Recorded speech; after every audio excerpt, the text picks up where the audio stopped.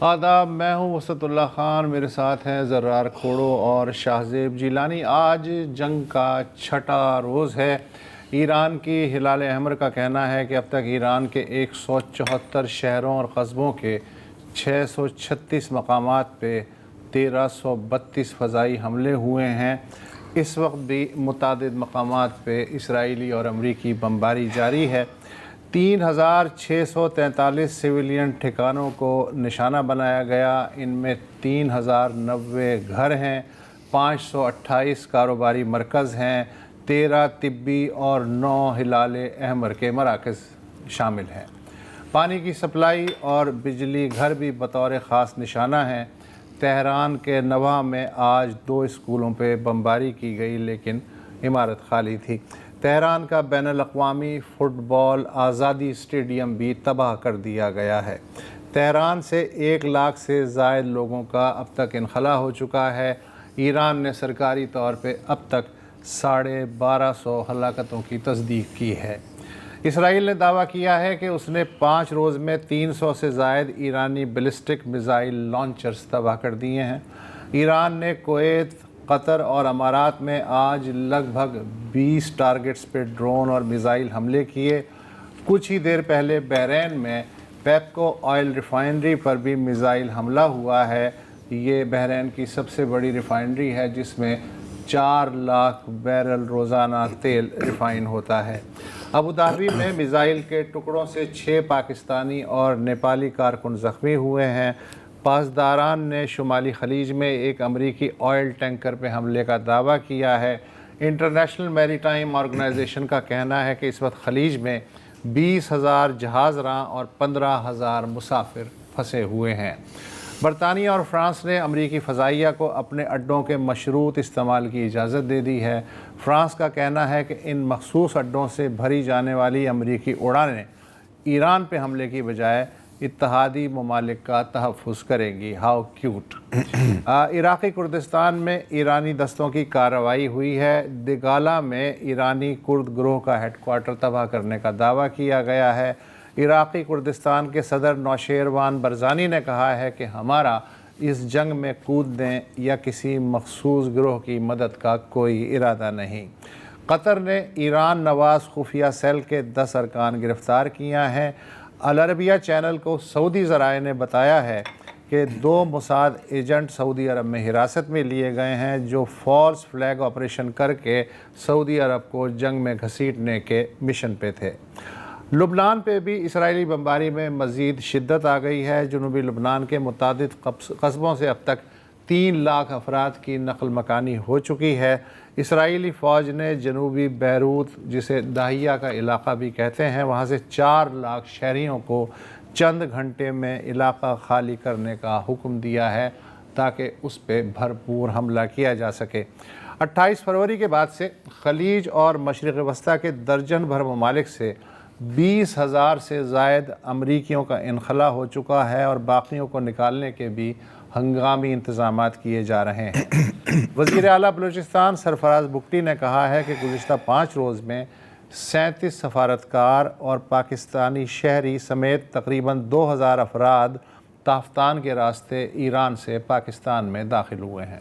جی، لیکن ایک جو آج بہت بڑی ڈیولپمنٹ ہوئی ہے وہ ہوئی ہے آذربائیجان میں۔ آذربائیجان کا ایک علاقہ ہے نخچیوان، اور یہ آذربائیجان کی مطلب ٹیریٹری کے ساتھ جڑا ہوا نہیں ہے، اس کو ایکسکلیو کہتے ہیں، یہ آرمینیا کی ٹیریٹری کے اندر ہے۔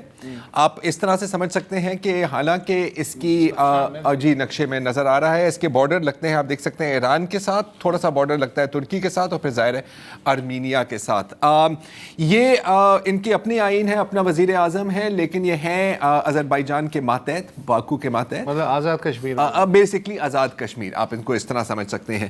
آج اس نخچیوان کے بین الاقوامی ایئرپورٹ، ایک اسکول اور کچھ دیگر علاقوں پر ڈرون حملے ہوئے ہیں۔ ایران نے کہا ہے کہ جی یہ اس کی ذمہ داری ہم قبول نہیں کر رہے، یہ کسی اور نے کیے ہوں گے، ان کے اشارے مساعد تک کی طرف ہیں. لیکن آذربائیجان کے جو صدر علییو ہیں وہ انتہائی غصہ ہیں. انہوں نے ڈائریکٹ ایران پر اس کا الزام لگایا ہے اور اپنی فوج کو کہا ہے کہ جوابی کارروائی کے لیے وہ تیار ہو جائیں. ایران نے تردید کی ہے. ایران نے تردید کی، میں نے بھی کہا نا، ایران نے کہا کہ ہم نے نہیں کیا. ایران نے لیکن اپنا بارڈر بند کر دیا ہے آذربائیجان کے ساتھ، اور کچھ ذرائع کے مطابق آذربائیجان ایران کی سرحد پر اپنی فوجیں ڈپلوائے کر رہا ہے. اب آپ کو یہ بھی جاننا ضروری ہے اس میں کہ آذربائیجان اسرائیل کا بھی بہت قریبی دوست ہے، لیکن ترکی اور پاکستان کے بھی بہت قریبی دوست ہیں. اسرائیلی وزیر خارجہ گیدون سار نے چند گھنٹے پہلے آذربائیجانی وزیر خارجہ کو فون کیا ہے. بالکل. ایران کا ہمیشہ یہ ایک الزام رہا ہے کہ آپ موساد کے لیے ایک لسننگ پوسٹ ہیں. ظاہر ہے آذربائیجان اس کو ڈینائی کرتی ہیں. ازیری پاپولیشن جو ایران میں ہے وہ تقریباً 2 کروڑ سے زائد ہے. تقریباً 24% ایران کی پاپولیشن ازیری ہے، لیکن وہاں پر علیحدگی پسند سوچ کبھی زیادہ طاقتور نہیں ہوئی. لیکن جو ابھی ہم ایٹیٹیوڈ دیکھ رہے ہیں علییو کی طرف سے، تو عین ممکن ہے کہ یہ محاذ بھی آنے والے دنوں میں کھلے. اس پر میں مزید تفصیل میں بھی بات کر سکتا ہوں، لیکن آج ہمارے پاس اتنا وقت نہیں ہے. میں صرف ایک بات کا اضافہ کرنا چاہ رہا ہوں. آپ نے کردوں کا تو ذکر کیا. آج گارڈین کی ایک رپورٹ یہ بھی ہے کہ جو بلوچ دہشت گرد تنظیمیں ہیں اینٹی ایران، وہ ان کے فائٹرز جو کچھ جو بارڈر کراس کر کے اب ایران کی طرف بھی جا رہے ہیں. آپ کو میں پتہ ہے کہ ان کے یہاں پہ بھی بی ایل اے کے اتحاد کے ساتھ ان کے بیسز ہوتے ہیں. پچھلے دسمبر سے سستان بلوچستان جو ایران کا صوبہ ہے، جو بلوچستان کے ساتھ ہمیں پاکستانی بلوچستان کے ساتھ جس کی سرحد ہے، وہاں پر ان کی کارروائیاں بڑھتی جا رہی ہیں. اور پچھلے سال دسمبر میں جیش العدل جو دہشت گرد تنظیم ہے، اس نے ایک کولیشن کا اعلان کیا، بالکل جیسے کہ بی ایل اے اور بی ایل ایف نے ایک کولیشن کا اعلان کیا تھا، اور ٹی ٹی پی کے مختلف گروہوں نے اتحاد المجاہدین کی کولیشن کا اعلان کیا تھا. تو یہ بھی محاذ اب ایکٹیو ہے. جی ہاں، اور یورپ کی حالت بھی بڑی مضحکہ خیز ہے. مثلا صرف اسپین ایسا ہے جس نے کھل کے کہا ہے کہ ہم تمہارے ساتھ نہیں ہیں. برطانیہ اور فرانس جو ہے وہ کہہ رہے ہیں کہ ہم ہیں بھی، ہم نہیں بھی ہیں. نیٹو کے سیکریٹری جنرل وہ کہتے ہیں کہ سارے نیٹو ممبر جو ہیں اسرائیل اور امریکہ کی جو مشترکہ کارروائی ہے اس کے ساتھ ہیں. اسپین کہتا ہے کہاں سے سارے ممبر ہو گئے، میں تو نہیں ہوں ساتھ. تو اس طرح کا کوئی چکر چل رہا ہے. خلا میں ہے اس وقت غالباً یورپ. ٹورنیڈو طیارے بھی 4 بھیج دیے ہیں برطانیہ نے قطر میں. کچھ اس طرح ہے کہ ہیں بھی اور نہیں بھی ہیں. شاہزیب آپ کے پاس کچھ ہے اس بارے میں انالیسس؟ تھوڑا سا میں اضافہ کر دیتا ہوں. اور آپ نے اسپین کی بات کی تو یورپی یونین میں یہ بالکل صحیح ہے کہ اسپین کے وزیر اعظم پیدرو سانچیز نے ایک کلیئر پوزیشن لی ہے. اور اس میں ہمیں یہ ٹرینڈ نظر آتا ہے کہ جن ملکوں کی غزہ کے معاملے پہ پوزیشن تھی اسی کا ہمیں تسلسل پھر آگے نظر آتا ہے.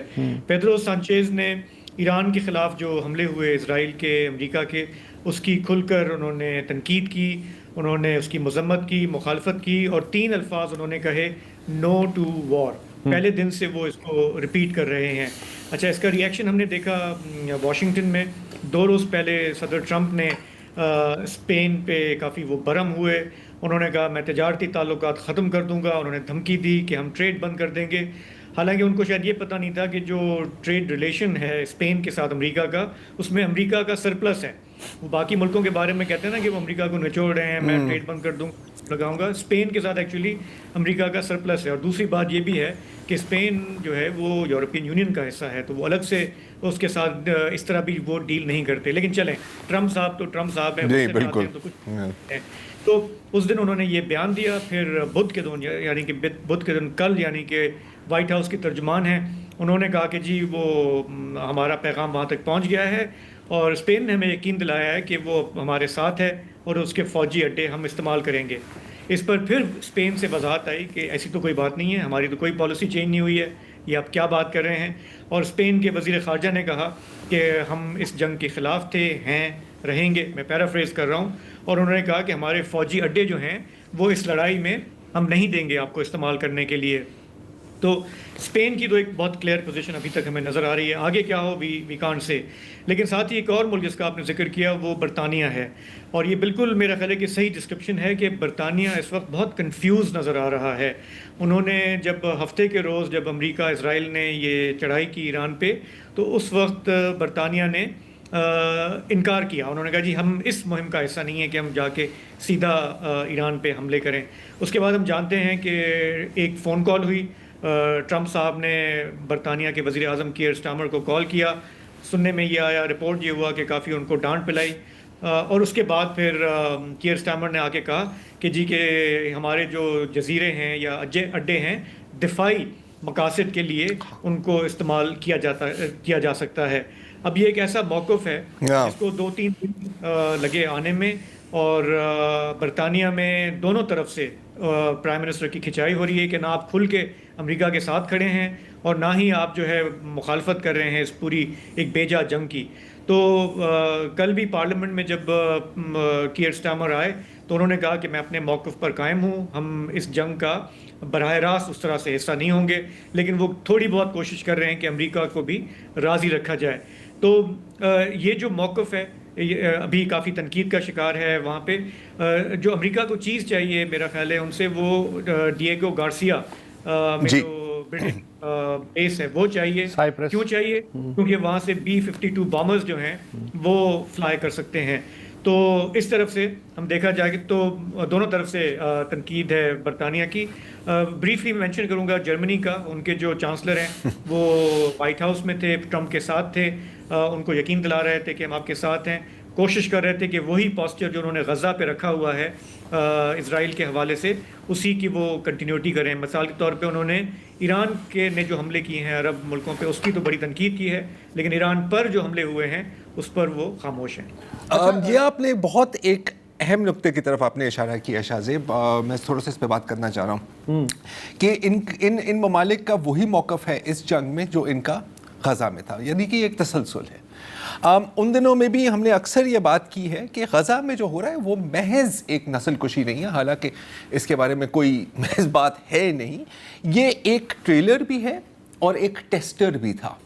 ٹیسٹر اس لیے کہ انہوں نے دیکھا کہ یار چلو ہم یہ کر کے دیکھتے ہیں, اور دے کیپٹ پشنگ فارورڈ نا. پہلے ایک جگہ ہٹ کیا, ڈینائی کیا, پھر کہا کہ یار کوئی فرق ہی نہیں پڑا, تو پھر 50 ہسپتالوں کو تباہ کر دیا. کہ اگر ہم یہ کر سکتے ہیں دنیا کے آنکھوں کے سامنے اور کوئی کچھ چو بھی نہیں کرے گا بلکہ کہے گا Israel has a right to defend itself, تو پھر ہم کچھ بھی کر سکتے ہیں. اس کے نتائج آپ اپنی آنکھوں سے اس وقت ایران میں دیکھ رہے ہیں. اچھا, سب سے مزہ کا خیز صورتحال فرانس کو بڑا شوق ہے کہ امریکہ اگر یہ کرے گا ہم الٹا کریں گے, وہ ساؤتھ میں جائے گا تو ہم نارتھ میں فریڈم فرائز. اچھا, 2003 میں انہوں نے کہا ہم صدام حسین پہ اٹیک نہیں کریں گے اور ہم اپنا الگ سسٹم ہے. وہی فرانس ابھی 28 فروری کو جب اٹیک شروع ہوا ہے تو کہنے لگے ہمارا کوئی لینا دینا نہیں ہے, آپ جانے جہنم میں جائیں. آج خبر آ رہی ہے کہ فرانس نے کہا ہے کہ ٹھیک ہے بھائی صاحب, آپ ہمارے 4-5 جو اڈے ہیں جن پہ آپ کی نظر ہے آپ استعمال کر لیں, لیکن یہاں سے کوئی فلائٹ ایران پہ نہیں جائے گی. خلیج کے ممالک ہیں ان کو. اب یہ ایسا عجیب و غریب بیوقوفی کا موقف ہے. اچھا, دوسری بات میری سمجھ میں نہیں آتی کہ اگر گرین لینڈ کا مسئلہ ہو تو امریکہ سب سے بڑا دشمن ہے اور ہم دیکھ لیں گے ٹرمپ کو اور امریکہ کو سمجھتا کیا ہے, لیکن گرین لینڈ کے علاوہ اگر مڈل ایسٹ کا یا تھرڈ ورلڈ کے کوئی ایشو ہو تو امریکہ ہمارا بڑا بھائی ہے. یہ وہی لوگ ہیں یار. نہیں پتہ ہے, بڑا سمپل ہے, کیونکہ مسئلہ گرین لینڈ کا نہیں ہے, مسئلہ ہے وائٹ لینڈز اور براؤن لینڈز کا. ٹھیک ہے, اگر آپ وائٹ لینڈز پر ہاتھ ڈالو تو یہ سب ایک آواز ان کی ہوتی ہے, او نہیں نہیں نہیں نہیں نہیں یہ تو ہماری ریڈ لائن ہے. Brown lives don't matter. ٹھیک ہے, ہم جو ہیں ہم وی آر اسٹیٹسٹکس یار. آئی مین آپ سب کو چھوڑ دو, 200 آپ نے اسکول کی لڑکیوں کو, اسکول چلڈرن کو آپ نے قتل کیا ہے. سوچو کسی اور نے یہ کیا ہوتا, سوچو روس نے کیا ہوتا یوکرین میں. سب یہ کرسٹین امانپور اور آپ کی یلدا حکیم جو ہے نا اس وقت پاگل ہو گئے ہوتے. یہاں پر it is a statistic, are deaths are a statistic. اچھا, آسٹریلیا ان کی ڈیتھ ٹریجڈی ہے. آسٹریلیا کا دیکھیں نیتنیاہو سے کتنا کھلا پنگا چلا غزہ کے معاملے پہ, یہ ہے وہ ہے فلانا. اور اب آج خبر آئی ہے کہ آسٹریلوی وزیر اعظم نے چندہ دو اپنے فائٹر طیارے آسٹریلین ایئر فورس کے دیکھ لو، وہ خلیج روانہ کر دی. Sir white is right, might is right نہیں لیکن وائٹ از رائٹ. گڈ. وقفہ لے لیں. Welcome back. Oil and gas regulatory authority OGRA کا کہنا ہے کہ پاکستان کے پاس 28 روز کی ضروریات کا ڈیزل اور پیٹرول اس وقت موجود ہے. بلا رکاوٹ رسد جاری رکھنے کے لیے متبادل انتظامات بھی کیے جا رہے ہیں، لہٰذا عوام غیر ضروری طور پہ پریشان نہ ہوں. سعودی عرب سے درخواست کی گئی ہے کہ آبنائے ہرمز بند ہونے کی صورت میں بحیرہ قلزم یعنی ریڈ سی کی جو سعودی بندرگاہ ہے یمبو آئل ٹرمینل، وہاں سے ہمیں سپلائی دے دی جائے، بڑی مہربانی ہوگی. یہ ہے یمبو جو مغرب میں ہے سعودی عرب کے ریڈ سی پہ ہے نا جی. اچھا، وفاقی حکومت نے صوبوں سے کہا ہے کہ وہ پیٹرولز پہ خصوصی نظر رکھتے ہوئے ذخیرہ اندوزی اور منافع خوری کو رجحان کو روکیں. اگر کہیں پیٹرول یا ڈیزل غیر قانونی طور پہ ذخیرہ کیا ہوا پایا گیا تو اسے سیل کر کے تادیبی کارروائی کی جائے گی. حکومت پیٹرولیم مصنوعات کی قیمتوں پہ 15 روز کی بجائے ہفتہ وار نظر ثانی کے نظام پہ بھی غور کر رہی ہے. پیٹرول کی بچت کے لیے یہ بھی تجویز ہے کہ سرکاری اور نجی شعبوں کے ملازمین کی ایک مخصوص تعداد کو گھر پہ بیٹھ کے کام کرنے کی ترغیب دی جائے، یعنی ورک فرام ہوم، جیسا کہ کووڈ میں ہوا تھا. اگر یہ جنگ طوالت کھینچتی ہے تو 8 مارچ کے بعد پیٹرولیم مصنوعات کی قیمت میں 25 تا 50 روپے فی لیٹر اضافے کا امکان مسترد نہیں کیا جا سکتا، لیکن فی الحال یہ امکان ہے. ہو سکتا ہے کہ ایسا نہ ہو، 5-7 روپے کا ہی فرق پڑے، لیکن یہاں تک بھی جا سکتا ہے. ڈیپینڈ کرتا ہے کہ سچویشن کیا ہے. پیٹرول پمپ اونرز ایسوسی ایشن کے صدر ہمایوں خان اس وقت ہمارے ساتھ موجود ہیں. ہمایوں صاحب، بہت شکریہ کہ آپ نے ہمیں جوائن کیا. یہ تو میں نے آپ کو تھوڑی سی سمری بتا دی، آپ کو حکومت سے کیا اشارے مل رہے ہیں؟ سر دیکھو، آپ نے جو بات کر دی ہیں اس میں حکومت خود یہ چیز واضح کر رہا ہے کہ ابھی ہم نے پابندی لگانا ہے کہ لوگ اپنے دفتروں میں گھر پہ بیٹھ کے آن لائن کام کریں. اور دوسری بات جو وہ یہ کہہ رہا ہے کہ ہمارے پاس جو ہے نا 25 سے 30 دن کا ذخیرہ موجود ہے. اگر ان کے پاس یہ ذخیرہ موجود ہے تو پھر ان کو ایسے اقدامات کرنے کی کیا ضرورت ہے. دوسری بات ہے کہ ہمارے پاکستان کے اندر جو او ایم سیز ہیں، یہ اس کی اتنی مطلب آپ کو میں اللفظ کیا بتاؤں کہ یعنی پیٹرول پمپ جو مالکان ہے اس کے ساتھ جو زیادتی کر رہے کہ سارا دن گزرتا ہے 5000 لیٹر، اب یہ لوکیشن ہے، ابھی آپ کو ملے گا نہیں ملے گا. تو یہ جتنی بھی مجھے افسوس اس بات پہ ہے کہ گورنمنٹ اتنا جھوٹ بول رہی ہے کہ سمجھ نہیں آ رہا ہے اور پھر کنفیوز کر رہے ہیں. اور آخری جو نزلہ ہوتا ہے، جو زیادتی ہوتی ہے، وہ پیٹرول پمپ والوں کے ساتھ ہوتی ہے. دیکھو، اوگرا اپنے کمپنیوں سے سارا یہ ایک دن کا ڈیٹا لیں کہ یہ جو ابھی ہمارا سیزن شروع ہو گیا ڈیزل کا، ہمارے جو جنوبی پنجاب ہے یا پنجاب ہے اس کے اندر اب رایا ابھی کاشت شروع ہو گئی ہیں، بیٹی کاٹن کاشت شروع ہو گئی ہیں. تو ڈیزل اگر یہ لوکیشن جنوری کی بات کرتا ہے یا اس سے پہلے کے ہمایوں صاحب بات سنیں، یہ جو لانگ ٹرم آپ کے مسئلے ہیں ہم اس وقت ان پہ بات نہیں کر رہے. ہم تو یہ کہہ رہے ہیں کہ یہ جو ایمرجنسی پیدا ہو رہی ہے جنگ کی وجہ سے، غیر یقینی حالات ہیں، تو اس میں حکومت نے آپ کو کیا سمجھانے کی کوشش کی ہے رابطہ کر کے؟ سر، ہمارے ساتھ جو ہے نا ابھی تک کوئی رابطہ نہیں ہوا، اور ہم نے کوشش کی کہ جب تک ہم پورے پاکستان میں سٹیک ہولڈر ہیں کہ کوئی بھی فیصلہ کرنا ہو تو ہمیں آپ جو ہے نا لوپ میں لیں. لیکن یہ آخر میں یہ لوپ میں لینے کے بجائے جو ہے نا جو مطلب او ایم سیز ہیں اس کو دیکھنے کی بجائے وہ پیٹرول پمپ کی طرف بھاگ پڑتے ہیں. تو یہ ہمارے ساتھ بڑی زیادتی ہیں. اچھا، اس وقت ہمارے پاس جی ہمایوں صاحب، اس وقت صارفین کی اگر ہم تھوڑی سی بات کریں، اگر ہم ہر بندہ ہی پیٹرول پمپ جاتا ہے اپنی گاڑی بھروانے کے لیے، کیا ان کو کتنا پریشان ہونے کی ضرورت ہے اس وقت؟ ایک بات سے میں آپ کے اختلاف کروں گا کہ جی سر، اس وقت تو میرے خیال میں کوئی پرابلم اتنا نہیں ہے. ٹھیک ہے، مطلب اکا دکا جگہوں پہ ہے، لیکن 1 سے 2 دن میں جو ہے نا، کیونکہ اس میں جو مین چیز میں کاز کر رہا ہوں وہ یہ ہے کہ اب ریٹ بڑھنے کو ہے، گورنمنٹ کو بھی پتہ چل گیا، اور آگے جو آرڈر پلیس کرنے ہیں او ایم سی نے گورنمنٹ کو ان کو کہا گیا کہ بھئی آپ ریٹ بڑھا دے کیونکہ آگے جو ہم نے آرڈر دینا ہے وہ زیادہ ریٹ کے دینے ہیں. تو یہ کوئی طریقہ نہیں کیونکہ ان کے پاس جو آئل آیا ہوا ہے وہ تو پرانے ریٹ سے آیا ہوا ہے.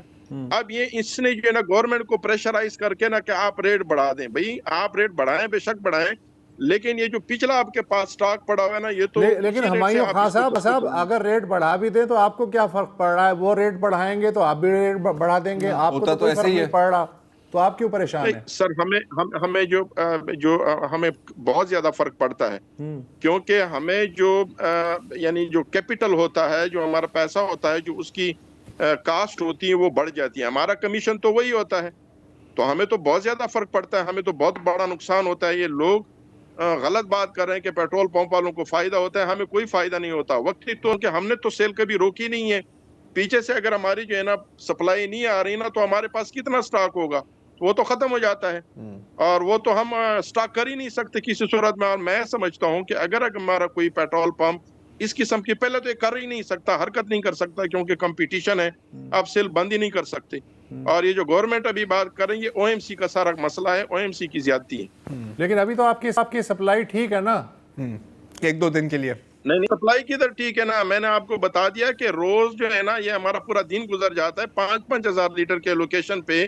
وہ کمپنی نے کہا، لیکن یہ پچھلے 4-5 دن سے تو پرابلم نہیں ہے، یہ تو پرانا پرابلم بتا رہے ہیں نا آپ.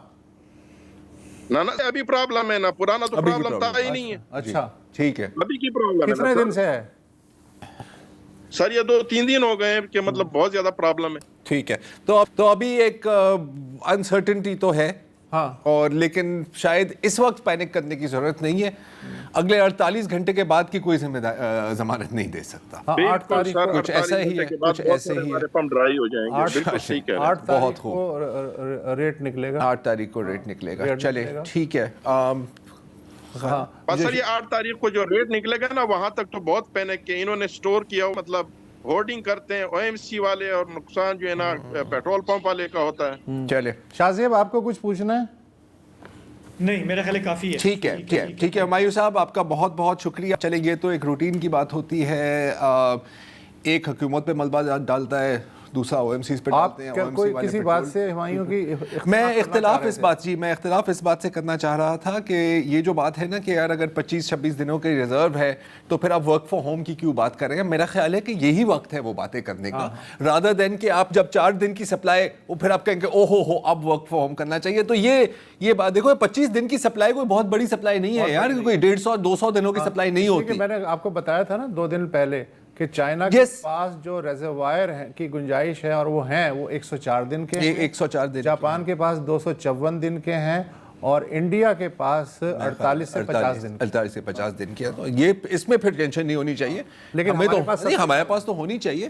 اس کے ساتھ ساتھ ایک اور خبر ہے، آپ یقیناً آپ سب نے سنی ہوگی، اور یہ بھی پاکستان کو ڈائریکٹلی امپیکٹ کرتی ہے، کہ قطر، آپ کو پتا ہے کہ LNG ساری قطر سے ہی آتی ہے تو کم و بیش، انہوں نے وہاں پر فورس مجور لگا دیا، جس کا مطلب ہے کہ بھائی جنگی حالات ہیں، جتنے بھی کانٹریکٹس ہیں وہ اس وقت نل اینڈ وائڈ ہیں. تو یہ گیس نکل جا ہی نہیں سکتی، آپ جا ہی نہیں سکتی. اچھا، اب کہتے ہیں نا کہ ہر کرائسس میں ایک اپرچونٹی بھی ہوتی ہے. تو عمار حبیب خان نہیں ہے ہمارے دوست شاہ زیب، اکثر ہم نے اس کو پروگرام پر مدعو کیا ہے، تو وہ کہہ رہے ہیں کہ یار یہ ہے تو کرائسس، لیکن اس میں شاید ایک سلور لائننگ یہ ہو کہ آپ اب انرجی انڈیپینڈنس کے بارے میں سوچنے لگیں. اب ظاہر ہے کہ یہ ایک بہت وسیع ٹاپک ہے، اس پر بھی میرا خیال ہے کہ ہم تیل جتنا پیدا کرتے ہیں اتنا ہی پیدا کرتے ہیں. انڈیپینڈنس کا نہیں، اب ان سے یہ سوال میرا خیال ہے کہ آنے والے دنوں میں ہمیں پوچھنا چاہیے کہ آپ کی مطلب کیا ہے، یعنی یہ کیسے ممکن ہے. چلے ابھی کے لیے ایک وقفہ لے لیتے ہیں. پروگرام میں واپس خوش آمدید. مشرق وسطیٰ میں جو کچھ ہو رہا ہے اس کے ہم مختلف پہلوؤں کا جائزہ لے رہے ہیں.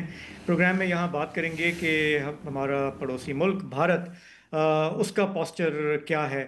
یہ جو کل واقعہ پیش آیا سری لنکا کے ساحل سے دور، جس میں ایرانی جنگی جہاز، بحری جہاز کو امریکہ نے نشانہ بنایا، ٹورپیڈو داغا، اور وہ جہاز جو ہے وہ سمندر میں غرق ہو گیا. اس میں بہت سارے ایرانین سیلرز کی جان چلی گئی. اس واقعے کے بعد بھارت کے اندر خاصی ایک بحث چھڑ گئی ہے کہ مودی سرکار کا جو پوسچر ہے اس وقت، وہ بھارت کا جو بھی ان کے ذہن میں اسٹیچر ہے دنیا میں، وہ کتنا ڈیمیج ہو رہا ہے. بھارت میں حزب اختلاف نے کافی تنقید کی ہے، اور بھی کامنٹیٹرز جو ہیں وہ بھی کھل کے کہہ رہے ہیں کہ اتنا بڑا ایک واقعہ ہو گیا انڈین اوشن میں، بحر ہند میں، اور اس کے بعد بھی مودی سرکار بظاہر خاموش ہے، ٹائٹ لپٹ ہے، اس کا کوئی کلیئر سٹانس سامنے کیوں نہیں آیا۔ کافی کامنٹیٹرز یہ بھی کہہ رہے ہیں کہ یہ جو ایرانین فریگیٹ تھی، یہ بھارت میں بحری جنگی مشقوں میں حصہ لینے کے بعد واپس آ رہی تھی، بھارت نے ان کی میزبانی کی تھی، اڑیسہ میں وشاکھاپٹنم میں انہوں نے باقاعدہ مارچ بھی کیا تھا، ان کے جو سیلرز ہیں انہوں نے، اور اب بھارت نے اس طرح سے ان سے منہ موڑ لیا جیسے کہ کوئی واقفیت ہی نہ تھی، تو کافی اس پہ کرٹیسزم ہو رہا ہے۔ بھارت میں جو ایران کے سفیر ہیں ان کا آج سوشل میڈیا پہ ایک کلپ چل رہا تھا، جس میں وہاں پہ صحافیوں نے ان سے بار بار پوچھا کہ کیا آپ بھارتی حکام سے رابطے میں ہیں؟ انہوں نے کہا نہیں۔ پوچھا گیا کیوں نہیں؟ انہوں نے کہا یہ تو آپ بھارتی حکام سے پوچھیں۔ اچھا، ایران کے جو سفیر ہیں ظاہر ایک بہت ہی مشکل سچویشن میں ہیں، ان کا نام ہے ڈاکٹر محمد فتح علی۔ یہ جو کلپ چلا بھارت میں کافی، اس کے پھر کچھ دیر کے بعد ہم نے دیکھا کہ بھارتی فورن سیکرٹری وکرم مشرا ایران کے سفارت خانے گئے، اور جا کر انہوں نے صدر خامنئی کے امریکی حملے میں انتقال پر تعزیت کی۔ اب یہ بھی بڑا ٹیلنگ ہے کہ یہ واقعہ سیٹرڈے کو ہوا اور آج تھرسڈے ہے، مطلب 3-4 دن کے ڈیلے کے بعد یہ خیال آیا انہیں، جو بھی کرٹیسزم ہو رہا ہے کہ ایران کے ساتھ کسی زمانے میں بہت زبردست تعلقات رہے ہیں ایران بھارت کے، لیکن ان کے صدر کی جو اسیسینیشن ہوئی اس کے بعد آج جا کے انہوں نے وہاں پہ تعزیت کی۔ ایک بڑا سوال جو بھارتی کامنٹیٹرز کر رہے ہیں وہ ہے کہ بھارت کا یہ جو خاموشی ہے مودی سرکار کی، اس کا کیا مطلب ہے؟ بھارتی ٹی وی چینل پہ سابق نیوی کے سابق چیف ایڈمرل ارون پرکاش، انہوں نے بھی سوالات اٹھائے، مختصر سا سن لیتے ہیں انگریزی میں وہ کیا کہہ رہے ہیں۔ تو بھارت میں جو بحث چل رہی ہے وہ یہ کہ ٹیکنیکلی یا لیگلی تو چلیں کہ بھارت کی آبلیگیشن شاید نہ ہو، لیکن چونکہ وہ آپ نے میزبانی کی تھی، آپ کی ہی جنگی مشقوں میں وہ حصہ لے کے واپس جا رہے تھے، تو آپ کا اس میں کوئی رول تو بنتا ہے، اور اگر رول نہیں بھی بنتا تو کم از کم جب اتنا بڑا واقعہ ہو گیا تو آپ اس کے حوالے سے کوئی بیان تو دیں گے، کوئی سٹانس لیں گے، جو کہ بظاہر مودی سرکار نے نہیں کیا۔ وہاں پہ جو ان کو کاؤنٹر کیا جا رہا ہے اس کرٹیسزم کو، وہ کہہ رہے ہیں کہ جی آئے تھے ہمارے یہاں جنگی مشقوں میں، انہوں نے حصہ لیا، اس کے بعد وہ ختم کر کے جب جا رہے تھے واپسی میں ان کے ساتھ اگر کچھ ہوا ہے تو ہم ذمہ داری کیسے لے سکتے ہیں۔ لیکن اوور آل جو ہے وہ وسعت اور زرار ہم نے یہ دیکھا ہے کہ جس طرح مودی سرکار کھل کر اسرائیل کے ساتھ کھڑی ہوئی، ان کا جو دورہ ہوا 48 گھنٹے پہلے اس جنگ کے شروع ہونے سے، وہاں پہ جو جھپیاں تھیں، جو کچھ تھا، اس سے بھارت کے کافی حلقوں میں ایک ڈسکوائٹ ہے بالکل ہے کہ آپ نے کوئی رسمن بھی آپ نے وہاں پہ کوئی فلسطینیوں کی بات نہیں کی، بلکہ الٹا جو وہاں پہ اسرائیلیوں کے ساتھ جو ہوا 7 اکتوبر کو، اس کے بارے میں آپ بڑا ہی آپ نے افسوس کیا اور یہ کیا، مطلب آپ اس طرح پریٹینڈ کر رہے ہیں کہ جو دوسرا فریق کا وجود ہی نہیں ہے، وہ ہے ہی نہیں۔ اور یہ وہ پالیسی ہے بھارت کی جو نہرو صاحب کی پالیسی ہوتی تھی کہ ہم بیلنس کر کے چلیں گے، ایک نان الائنڈ موومنٹ کی بات ہوتی تھی، لیکن مودی سرکار نے اس کو فرملی، اس کو بالکل اس کو چینج کر دیا ہے، اور اس پر بہت ساری تنقید ہے۔ میں آخر میں آپ کو ایک اور بس ایک کلپ دکھانا چاہ رہا ہوں، اس کو مزاحیہ بھی آپ سمجھ سکتے ہیں کہ سوال جو وہاں پہ ہو رہا ہے کہ جی کہ بھارت کی وہ کہاں گئی، اسٹریٹجک اٹانومی کی بات ہوتی تھی، ایک آزاد خارجہ پالیسی کی بات ہوتی تھی، وہ سب کہاں گیا؟ اس کو آرٹیکولیٹ کیا ہے بھارت میں ٹی وی پہ جو ایک بہت زبردست ہاک ہیں جنرل بخشی نے۔ وہ ظاہر حکومت کے بڑے سمرتھک ہیں، حامی ہیں، لیکن اب وہ جو ہے مودی سرکار کو بھی آڑے ہاتھوں لیتے نظر آ رہے ہیں۔ جانتے ہیں بہت سارے ملکوں میں یہ کرٹیسزم ہوتا ہے کہ جب پریگمیٹسٹ آگے کہتے ہیں لیٹ جاؤ امریکہ، لیٹ جاؤ، آگے وقت کی ضرورت ہے، یہ ہمیں کرنا ہوگا، تو ظاہر ہے پھر یہ ری ایکشن بھی سامنے آتا ہے۔ دیکھیں اب جنرل بخشی کا اکثر ہم سمیت کئی لوگوں نے مذاق اڑایا، اور اکثر بنتا بھی ہے ان کا جو انداز بیان ہے، لیکن یہ بات تسلیم کرنا ضروری ہے کہ وہ ایک محب الوطن بھارتی شہری ہیں، ہی از این انڈین پیٹریٹ، ٹھیک ہے، جو بھی ہو اس کا۔ آج آپ بڑی کریڈیبلٹی دے رہے ہیں۔ نہیں، آئی ایم سوری، کیا وہ انڈین پیٹریٹ نہیں ہے؟ کیا obviously وہ انڈین پیٹریٹ ہے یار، I mean وہ ہی از انڈیا فرسٹ۔ اگر وہ ایسی باتیں کر رہا ہے تو میرا خیال ہے کہ بھارت میں کچھ لوگوں کو تو سن لینا چاہیے۔ اچھا، ڈاکٹر برہما چیلانی ہے ایک اور جو ایک کافی ریفلیکٹ کر رہے ہیں جو وہاں پہ ایک میں وہی کہہ رہا ہوں نا. دیکھیں نہیں کھل کے بولتا ہے, ایسا نہیں ہے کہ مودی رائٹ اور رانگ, اس کو اگر غلط لگ رہا ہے تو یہ کہہ دے گا, because he is India first, he is not Modi first, وہ ایک الگ بات ہے. ڈاکٹر برہما چلانی ایک اور انڈین اینالسٹ ہیں کافی فیمس, وہ ایک سوال پوچھ رہے ہیں, کل میں نے اس کی طرف اشارہ کیا تھا, لیکن وہ بھی وہی سوال پوچھ رہے ہیں کہ 2 معاہدے ہیں, ملٹری پیکٹس ہیں بھارت اور امریکہ کے بیچ, کامکاسا اور لیموا, ان کے تحت جو میریٹائم ڈیٹا ہے آپ شیئر کرتے ہیں. اب اس کا یہ مطلب نہیں ہے کہ بھارت نے کہا کہ وہاں سے جا رہا ہے اڑا دو, لیکن کیا وہ یہ سوال پوچھ رہے ہیں کہ کیا جو ہم نے ڈیٹا ان کے ساتھ شیئر کیا تھا اس کے ذریعے انہوں نے حملہ کیا ہے. اینڈ ہی سینگ کہ یہ جنگ نہیں تھی, یہ ایک ایگزیکیوشن تھی, کیونکہ آپ چپ کے وہاں پر بیٹھے ہوئے تھے اور اس فرگیٹ میں تو ہتھیار ہی نہیں تھے. پون کھیرا ایک بڑے باروک سیاستدان ہیں, انہوں نے سوال اٹھایا ہے کہ کیا مودی کے عظیم دوست ٹرمپ نے مودی کو بتایا تھا کہ کوئی امریکی آبدوز بھارت کی حدود میں گھوم رہی ہے. اس کا جواب اٹس این انسلٹ یار, اٹس این انسلٹ. وقفہ لے لیں. اچھا, آپ نے بریکنگ نیوز میں یہ خبر دیکھ لی ہوگی کہ دوسرا جو ایرانی فریگیٹ تھا, جو 54 ممالک کی جنگی مشقیں ہوئی تھیں وشاکھاپٹنم میں, ٹوٹل تو اصل میں 3 ایرانی فریگیٹ شامل تھے, لیکن یہ جو دوسرا ہے آج واپسی کے سفر میں, وہ بھی سری لنکا کی حدود سے گزرتے ہوئے انجن کی خرابی کے سبب رک گیا ہے. سری لنکن حکام جو ہیں اب اسے بندرگاہ تک لے آئے ہیں. اس فریگیٹ پہ بھی 100 سے زائد کرو ممبر سوار ہیں. سری لنکا ان کی مدد کی کوشش کر رہا ہے. اس دوران جو بھارت کے دفاعی ذرائع ہیں انہوں نے خبر دی ہے کہ جو فریگیٹ تارپیڈو لگنے سے ڈوب گیا تھا ایرانی جہاز IRIS دینا, اس پہ کوئی ایمونیشن نہیں تھا, بالفاظ دیگر وہ نہتا تھا, اور یہ بات جو ہے بحریہ کے جو کنسرن حلقے ہیں ان کو بخوبی معلوم تھی.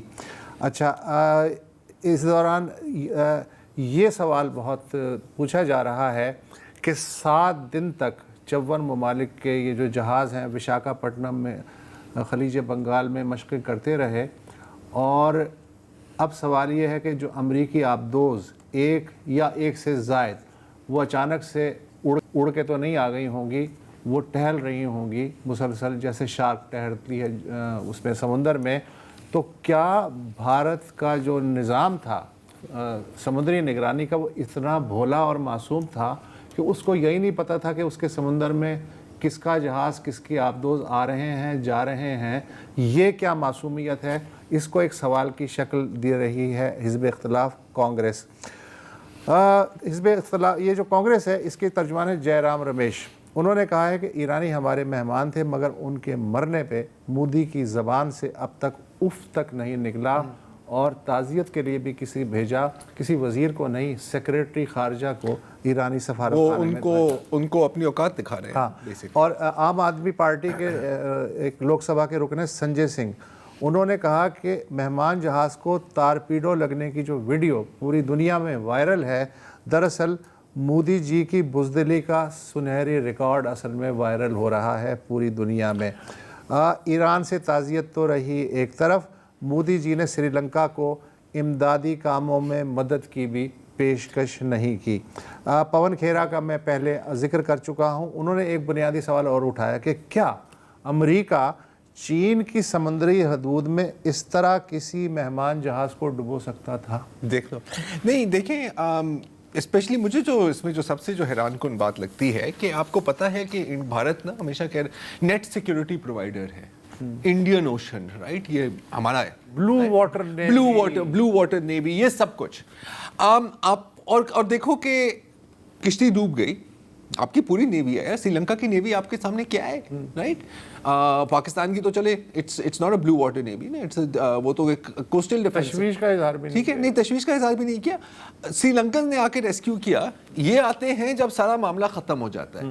80 کی دہائی میں ہم سب نے بڑی بالی ووڈ موویاں دیکھی ہیں, تو آپ نے ایک چیز ہمیشہ نوٹ کی ہوگی کہ ہیرو اور ولن کے بیچ میں جب پھڈا ہو جائے گا نا, جب مطلب کوئی 20 لوگ بھرے ہوئے ہوں گے, پولیس ہمیشہ اس کے بعد پہنچتی. ہاں, پولیس ہمیشہ اس کے بعد پہنچتی تھی. تو یہاں پر بھی ظاہر ہے کیونکہ ان کی پوری فورن پالیسی بالی ووڈ پہ چلتی ہے, ہو سکتا ہے کہ وہاں سے وہ تھوڑے سے امپریس ہو کے.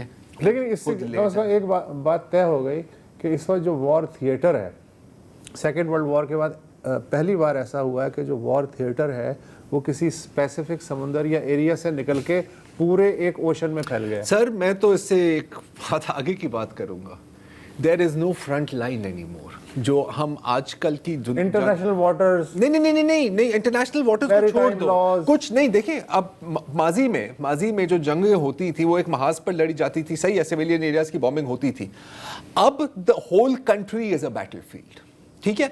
सिविलियन टारगेट हो, नॉन सिविलियन टारगेट हो, इंफ्रास्ट्रक्चर हो, हॉस्पिटल हो, देयर आर नो रूल्स। और कल वो जो डिफेंस सेक्रेटरी पीट हेगसेथ आपके जो दोस्त हैं, उन्होंने बड़ी खुल के बात की है यार। हमारा काम है कत्ल उन्होंने ये कहा कि वो ये समझ रहे थे हाँ। कि वो बैनुल अक़वामी समुद्री हुदूद में हैं तो उन्हें कोई कुछ नहीं कहेगा। हमें ये जंग हर सूरत में जीतनी है, और जंग में तो आपको पता है सब कुछ होता है। All's fair in ये love. है जिनेवा कन्वेंशन उनकी। ये देखें वो सब कुछ, देखें जब आप यूनाइटेड नेशन सिक्योरिटी काउंसिल की इजलास ज़ारत मेलानिया ट्रंप को कराएंगे तो it tells you what you think about the world, सही है ना। और मेरा ख्याल है कि क्या कहते हैं ना, अक्लमंदों के लिए एक इशारा ही काफ़ी होता है, और यहाँ पर तो कई इशारे हमारे सामने हैं। अब अगर अब तक समझ नहीं आई तो फिर मेरा ख्याल है कि कभी समझ नहीं आएगी। और आज के लिए इतना ही जी, इजाज़त दीजिए, खुदा हाफिज़।